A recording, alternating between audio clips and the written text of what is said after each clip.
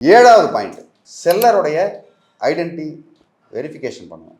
அவருடைய Aadhaar card, PAN card, passport, ID proofs எல்லாம் வந்து கரெக்டாக இருக்கா அப்படின்றத வெரிஃபை பண்ணணும். இதே மாதிரி வேறு ஏதாவது பவர் ஆஃப் அட்டார்னி ஏதாவது கொடுத்துருக்காரா, இல்லை ஃப்ராட் டாக்குமெண்ட் எதுவும் இருக்கா அப்படின்னு நீங்கள் சந்தேக கண்ணோடு தான் நீங்கள் வந்து பார்க்கணும். பார்த்து தான் வந்து எல்லாத்தையும் செய்யணும். சமயங்களில் பார்த்தீங்கன்னா ஒரு பவர் ஒரு 15-20 வருடங்களுக்கு முன்னாடி பவர் டாக்குமெண்ட் வந்து ரெஜிஸ்டர் பண்ணலைனாலும் செல்லும்.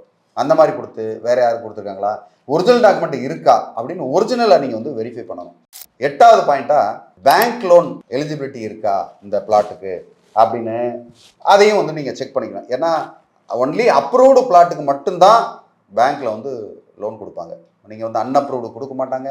இல்லைனா ப்ரொஜெக்ஷன் காமிக்கணும். இந்த லேண்டை வாங்கி அதன் மூலியம் அதில் வீடு கட்ட போகிறேன்னு சொல்லி பில்டிங் பிளான் அப்ரூவல் வாங்கி அதுக்கப்புறம் இந்த தொகையை இதுக்காக நான் செலவிட போகிறேன்னு சொன்னீங்கன்னா தான் உங்களுக்கு கிடைக்கும். அதனால் பேங்க் லோன் வந்து ரொம்ப. 9வது பாயிண்ட் என்னென்னா, நீங்கள் tax, land tax, vacant land tax, வேறு ஏதாவது வீடாக இருந்ததுன்னா எலக்ட்ரிசிட்டி டியூ, வேறு ஏதாவது லேண்ட் சீலிங்கு, ஓகே, அந்த மாதிரி அர்பன் லேண்ட் டேக்ஸ் இருக்குது.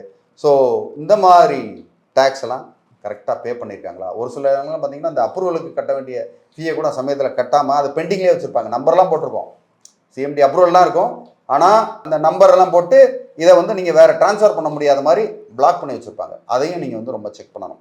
ஸோ அந்த மாதிரி கோர்ட் கேஸுன்னு இருந்ததுன்னா அந்த அந்த நேரங்களில் டேக்ஸு பே பண்ண வேண்டியிருந்ததுன்னா அதை வந்து கண்டிப்பாக நீங்கள் பார்த்து தான் ஆகணும்.